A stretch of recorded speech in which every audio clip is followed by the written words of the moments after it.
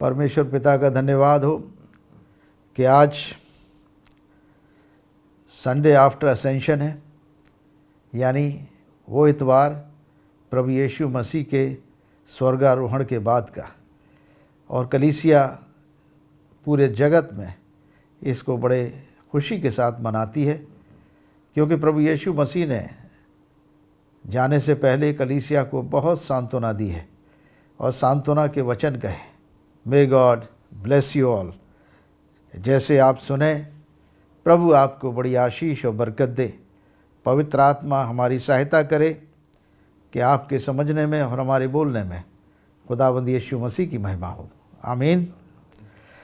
प्रभु के वचन से जो आपने चुना है यूहन्ना के 15 अध्याय में, और 15 अध्याय 26 पद, 15 अध्याय 18 से 26 पद, और मैं 15 अध्याय के शुरुआती से शुरू करूँगा कि आखिर यीशु मसीह कलीसिया से और हमसे आज की तारीख में क्या कह के गए हैं और कह रहे हैं।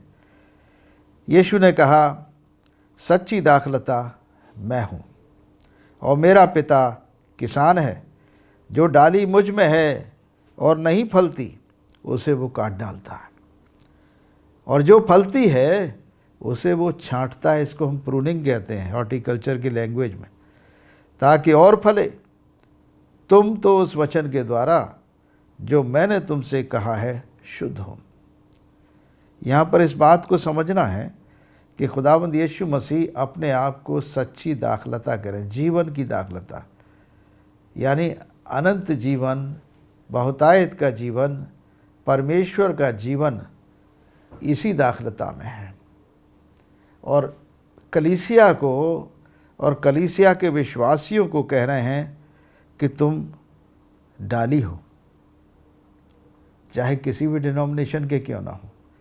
प्रभु यीशु मसीह आप सबको अपनी डालियां कह रहे हैं। आप सब उनकी डालियां हो। जितने चर्च डिनोमिनेशंस हैं, जितनी कलीसियाएं दुनिया में पाई जाती हैं, वो सब तो यीशु मसीह को मानते हैं। एक बात कॉमन है हर एक में, प्रभु यीशु मसीह को परमेश्वर का पुत्र मानते हैं। इस बात को अच्छी तरह मानते हैं। उसमें से पुत्र जो है परमेश्वर का, वो मनुष्य बनकर पृथ्वी पर आता है और मनुष्यों के उद्धार के लिए पूरा पूरा प्रयोजन करता है। यहाँ पर क्या हुआ है? प्रभु यीशु मसीह कह रहे हैं कि मेरा पिता जो है किसान है। यहाँ पिता, पुत्र, पवित्र आत्मा तीनों यहाँ दिखाई दे रहे हैं इस चैप्टर में। इस 15वें यूहन्ना के 15वें अध्याय में प्रभु यीशु मसीह इस बात को जाहिर कर रहे हैं कि देखो, जो जीवन की दाखलता है वो मैं हूँ। मेरा पिता किसान है, यानी वो मालिक है, किसान है वो, और वो चाहता है कि उसके खेतों में और उसकी डालियों में अच्छे फल आएँ। किसान चाहता है। दुनिया में हर एक किसान यही चाहता है। अगर हमारे पास खेती है, हम किसानी करते हैं, तो हम चाहते हैं कि हमारे खेतों में अच्छी फसल हो, बढ़िया फसलें हों। ऐसे ही प्रभु यीशु मसीह कह रहे हैं कि देखो, पिता किसान है और मैं सच्ची दाखलता हूँ जो उसके बाग में हूँ, और तुम सब मेरी डालियाँ हो।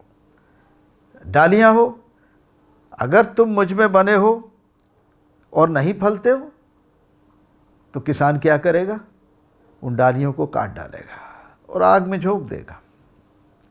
यानी न्याय जो है परमेश्वर का कलीसिया से शुरू हो रहा है, दूर से नहीं है।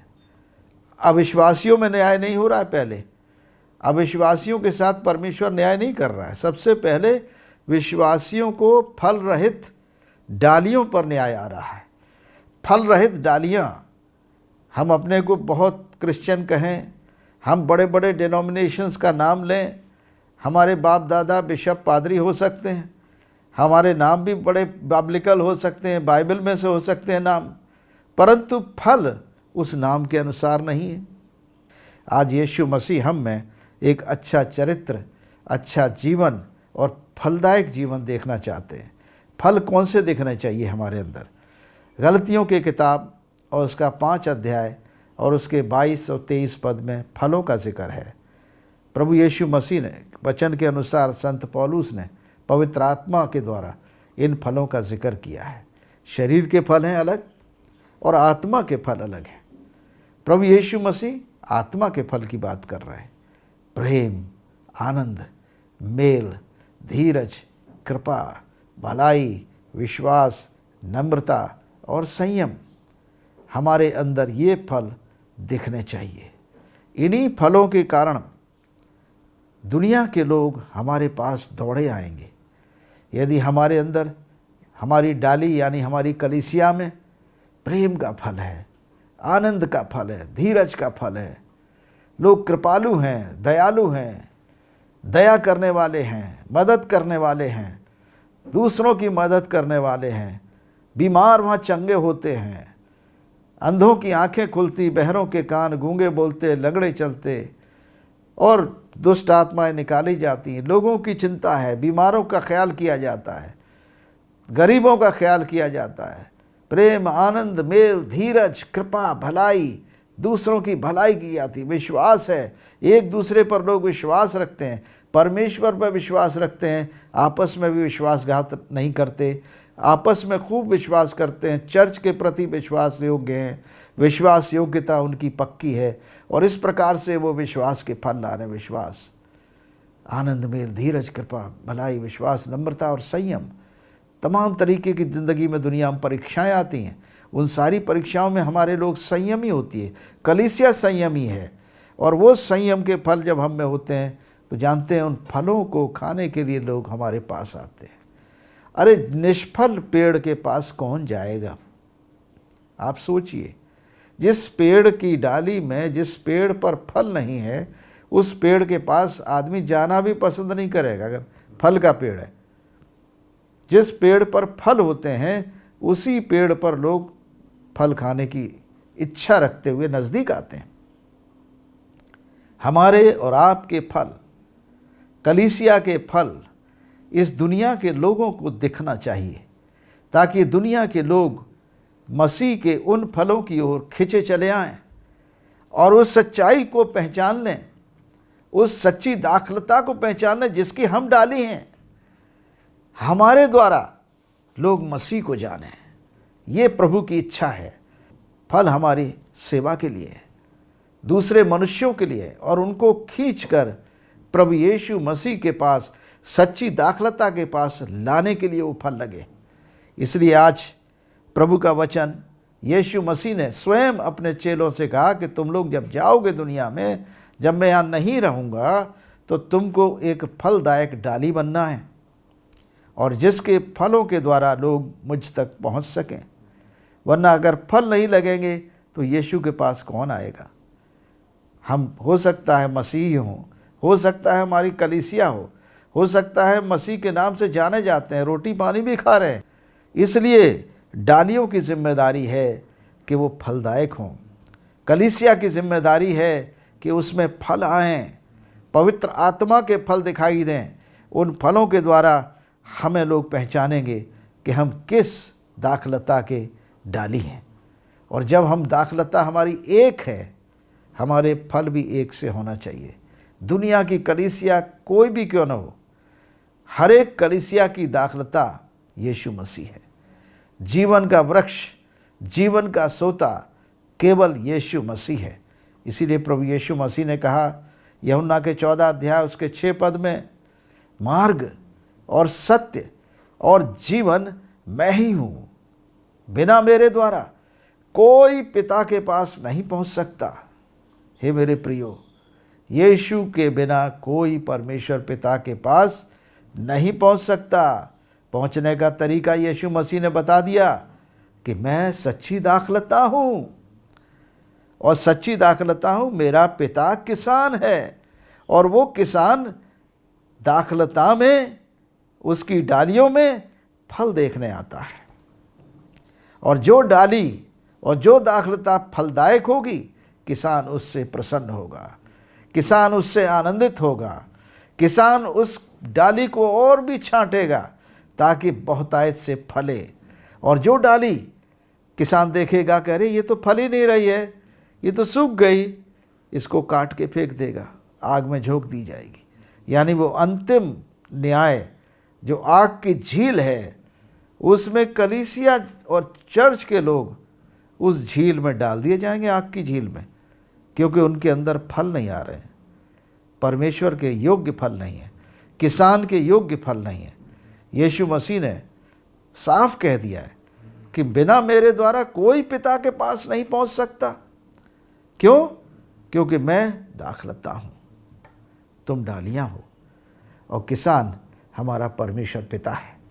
मेरे प्रियो, यीशु मसीह ने हमें एक माध्यम बना दिया है, कलीसिया को बड़ी सामर्थ्य दी है, कलीसिया को बड़ा मजबूत बना दिया है प्रभु यीशु मसीह ने।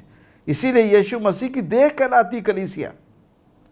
किसी भी पेड़ की और किसी भी दाखलता की डालियां उसकी देह हैं। सोचिए, कभी पेड़ को देखिए आप, पेड़ में अगर डालियां न हो तो वो पेड़ क्या लगेगा, दिखेगा? पेड़ भी डालियों से ही सुंदर दिखता है, और डालियां उसकी देह होती हैं।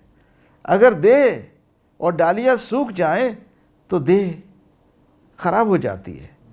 इसीलिए यीशु मसीह ने हमको इतना प्रेम किया, हम लोगों को इतना शुद्ध किया, हमारे लिए पवित्र बनाने का कार्य किया।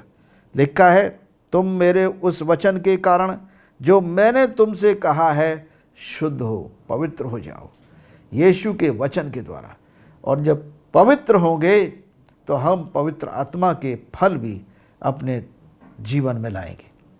प्रभु के जब फल आएंगे तो दुनिया के लोग देखेंगे कि हम यीशु मसीह के हैं। फिर आगे प्रभु कह रहे हैं, तुम मुझ में बने रहो और मैं तुम में। जैसे डाली यदि दाखलता में न बनी रहे तो अपने आप से नहीं फल सकती, यानी पवित्र आत्मा के फल भी हम में नहीं आ सकते। जो परमेश्वर के योग्य फल हैं, जो परमेश्वर की संतानों के योग्य फल हैं, बिना यीशु मसीह से जुड़े हुए हम में नहीं आ सकते, क्योंकि हम अयोग्य हैं। सत्य तो यही है।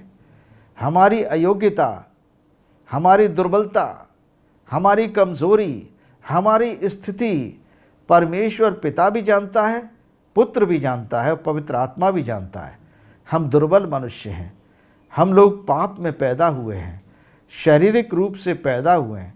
इसलिए प्रभु यीशु मसीह ने हमारी दुर्बलताओं को देखते हुए, निकोदीमस साहब थे यूहन्ना के 3 अध्याय में, जो सरदार थे यहूदियों के, काउंसिल के मेंबर थे यहूदियों की, बड़े ज्ञानी और शास्त्रों के ज्ञानी थे, प्रभु के पास रात में आकर पूछते हैं कि हे प्रभु, हम जानते हैं रब्बी कि तुम परमेश्वर की ओर से आए हो, क्योंकि जो काम आप करते हो वो कोई मनुष्य नहीं कर सकता।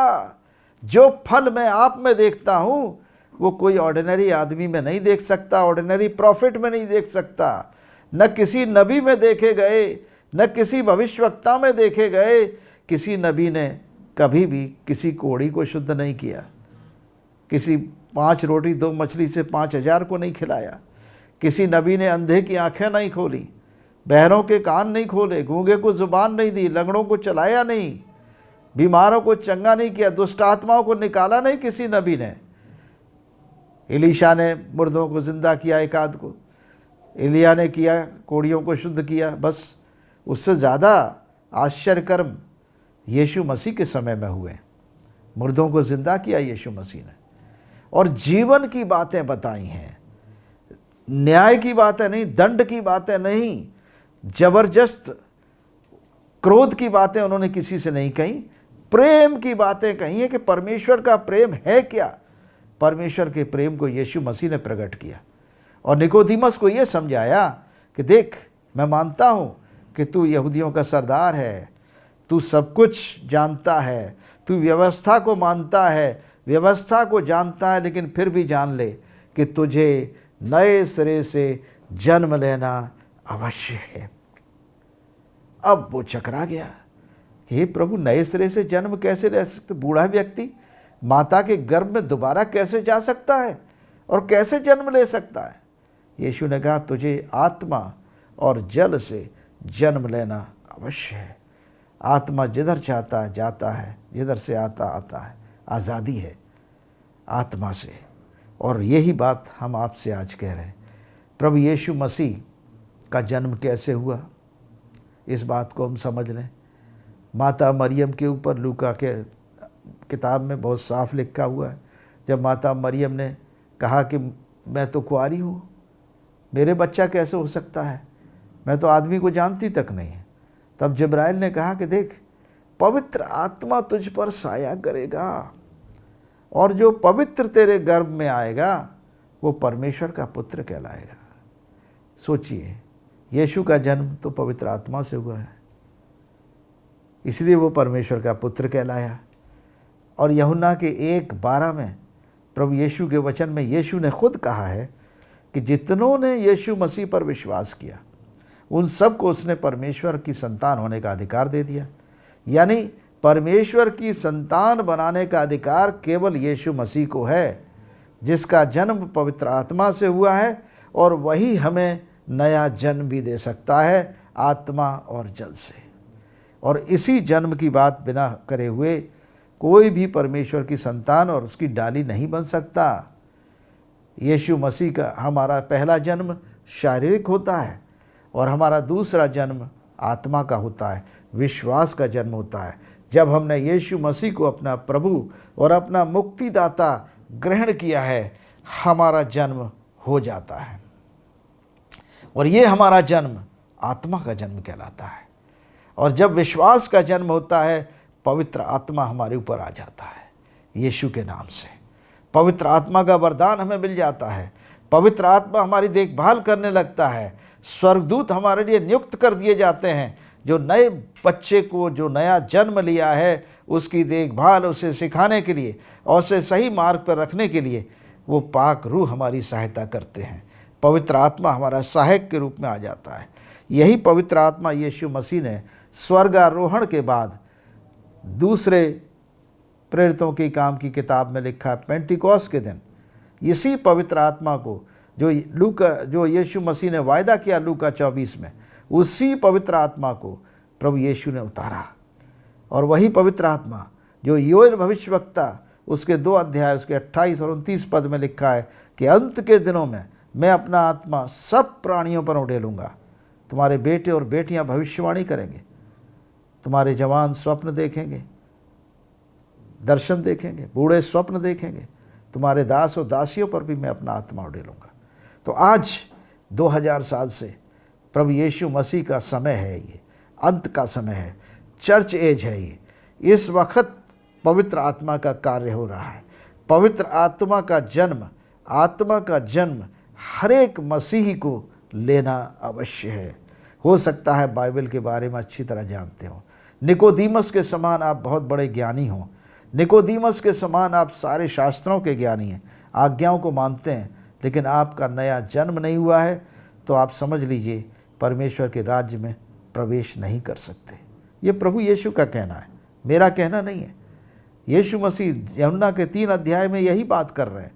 तो आज कलीसिया को भी अलर्ट करना है, कलीसिया को इस बात को जानना है कि अगर तुम फलदायक डाली बनना चाहते हो, एक जंगली डाली से मसीह की डाली बनना चाहते हो, जीवन के वृक्ष से जुड़ना चाहते हो, तो आत्मा से जन्म लेना अवश्य, यीशु से जन्म लेना अवश्य।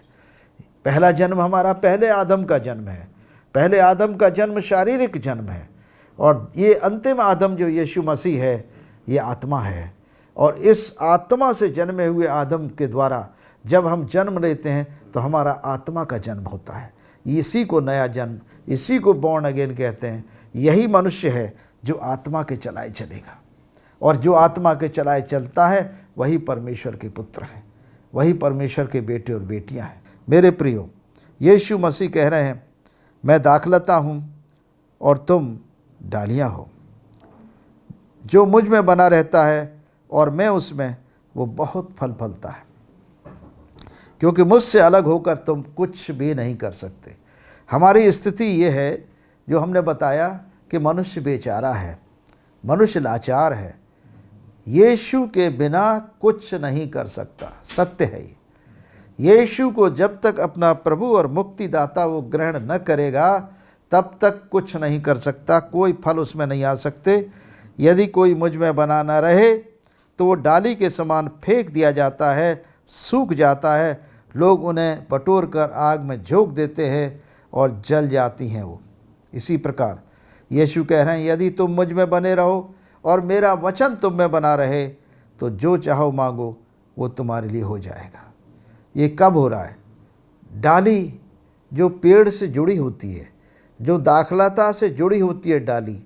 आप देखिए, पेड़ की तरफ नज़र करें या किसी दाखलता की तरफ नज़र करें, उसकी डालियाँ दाखलता से जुड़ी हुई हैं, और जुड़ी हुई हैं तो जो मांगती हैं, पानी मांगती हैं तो पानी आता है, न्यूट्रिशन मांगती हैं तो न्यूट्रिशन आता है उनकी पत्तियों में, और पूरे तरीके से पूरा न्यूट्रिशन जो जड़ें ले रही हैं, जो जड़ खींच रही है ज़मीन के अंदर से, वो पेड़ों में दे रही है और पेड़ उसकी डालियों में दे रहा है। डाली की जितनी डिमांड होती है पानी की, उतनी डिमांड पेड़ पूरी कर रहा है। ऐसे ही जब यीशु मसीह के साथ हम डाली के समान जुड़े हैं तो हम जुड़े हुए हैं। हम जो मांगते हैं हो जाता है हमारे लिए, बिना मांगे भी वो कर रहा है, बाकायदा कर रहा है। लेकिन जब डिमांड डाली की बढ़ती है, पत्तियों की डिमांड बढ़ती है, तो पानी कहाँ से आता है? जड़ों से चलता है, ज़मीन में से चलता है, खिंचता खिंचता पेड़ के तने से होता हुआ, डाली से होता हुआ पत्तियों में जाता है। और इसी प्रकार समझ लीजिए, हमारे अंदर भी जब जीवन की कमी और घटी होती है, ये जीवन यीशु मसीह में से आता है। इसलिए यीशु मसीह कह रहे हैं, मार्ग, सत्य और जीवन मैं ही हूँ। यानी अगर हम में जीवन की कमी है, अनंत जीवन की कमी है, ये अनंत जीवन हम में कहाँ से आएगा? केवल उसमें से आएगा जिसमें अनंत जीवन है, क्योंकि परमेश्वर के पुत्र में ही अनंत जीवन है, और उसमें से ये जीवन हमें आ रहा है। मगर आएगा डालियों में ही, ये हकीकत है। और डालियों की जिम्मेदारी केवल अपनी ज़िंदगी नहीं है, डालियों में फल आना चाहिए, ताकि वो फल दुनिया के लोगों को अपने ऊपर खींच सकें। और जब अपनी ओर खींचेंगे तो प्रभु को जान जाएंगे, और वो भी हमारे समान प्रभु की डालियाँ बन जाएंगे, और वो भी फल लाने लगेंगे, उन्हें भी अनंत जीवन मिल जाएगा। तो ये हमारी बड़ी जिम्मेदारी है। और इस वक्त प्रभु का वचन आगे कहता है, मेरे पिता की महिमा इसी से होती है।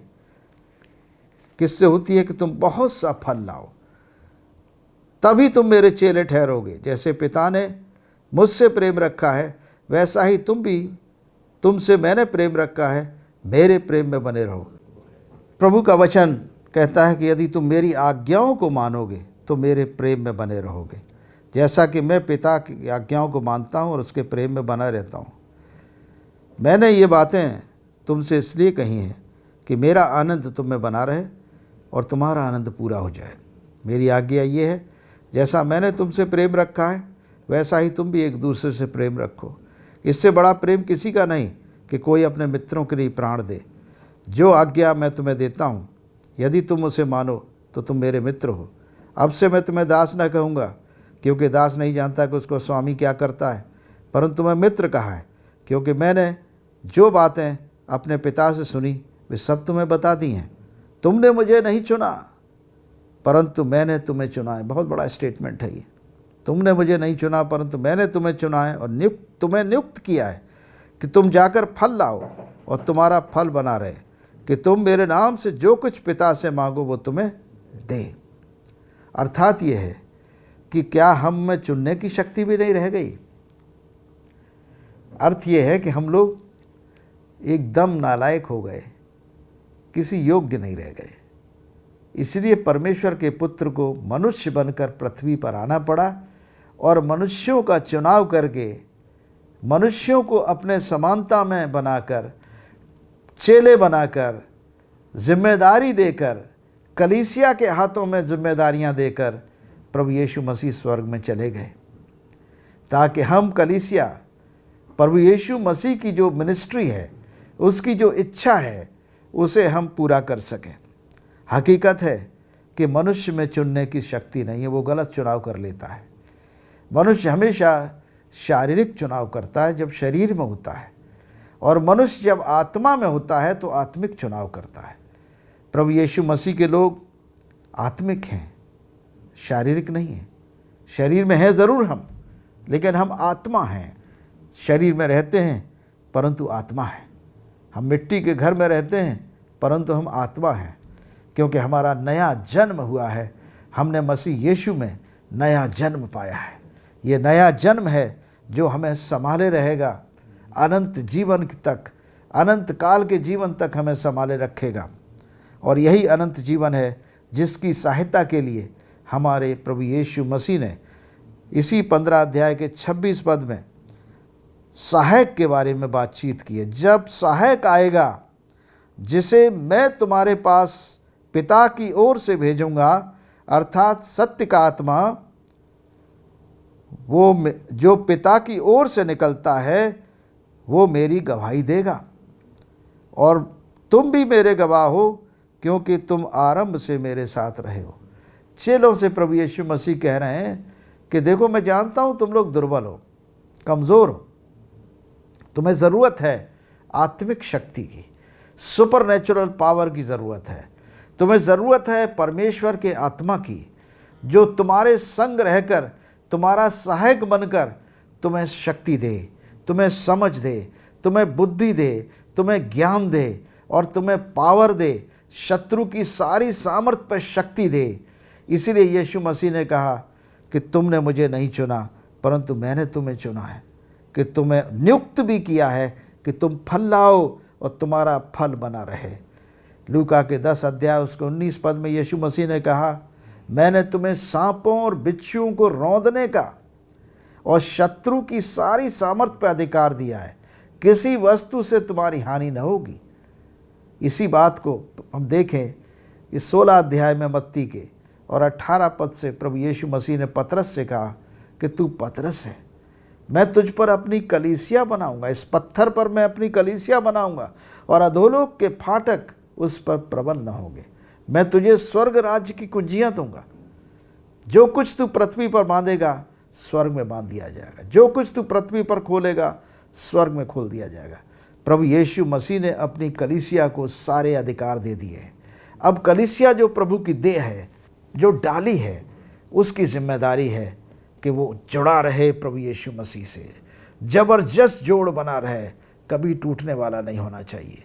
इस जोड़ को पवित्र आत्मा सील कर देता है यीशु के लहू में, और इसलिए यीशु के लहू में कलीसिया सील हो जाती है, पवित्र आत्मा के द्वारा संचालित होती है। वो सहायक हर एक को आवश्यकता है, कलीसिया के हर सदस्य को उस पवित्र आत्मा की आवश्यकता है। आइए हम इस परमेश्वर के आत्मा के बारे में प्रभु यीशु मसीह से कहें कि हे प्रभु, आज की कलीसिया को फलदायक बना दे, हर कलीसिया में फल दिखाई दे, प्रेम, आनंद, मेल, धीरज, कृपा, भलाई, विश्वास, नम्रता और संयम, प्रभु के आत्मा के फल हम में दिखाई दे। फिर फल जब प्रेम के हैं हमारे अंदर, तो हमारे अंदर हमारा कोई विरोधी नहीं हो सकता, कोई कानून हमें रोक नहीं सकता प्रेम करने से। प्रेम करने वाली कलीसिया ताकतवर कलीसिया है, दुर्बल कलीसिया नहीं है। इसलिए परमेश्वर प्रेम है।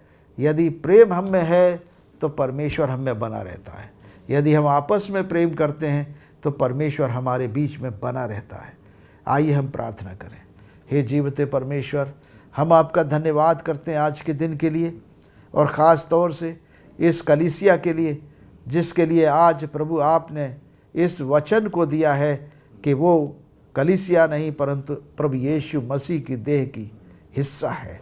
वो देह है, वो एक डाली है, यीशु मसीह के समानता में डाली है, उसका आत्मा उस डाली के अंदर है। प्रभु होने दे कि सारी कलीसियाएं अपने अस्तित्व को पहचान लें और अपने आप को पहचान लें कि हम हैं कौन। हम यीशु मसीह के दाखलता, जो सच्ची दाखलता है, उसकी डालियां हैं, और हम में वो फल आए जिनके द्वारा प्रभु परमेश्वर पिता प्रसन्न हो। वो पवित्र आत्मा हमारी सहायता करे कि हम पवित्र आत्मा के फल लाकर दुनिया के लिए आशीष के कारण बने। प्रभु यीशु मसीह के नाम से हम मांगते हैं, आमीन। जय यीशु।